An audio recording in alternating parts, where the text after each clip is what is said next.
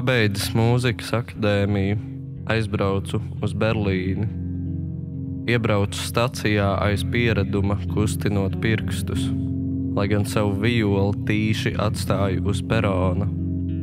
Lociņu izmetu pa tualetes logu kaut kur Polijas vidienē. Stacijā mani apņēma sveša valoda, kādā no gaiteņiem maza meitene spēlēja vijoli. Notīm piemita akcents. Staigāju pa ielām, reibdams aiz vientulības. Ausis uzmeklēja skaņas, ko sakārtot harmonijā. Redzēju savu dzīvi no malas. Glezna ar jūru, liedagu un vienu vienīgu cilvēku tajā.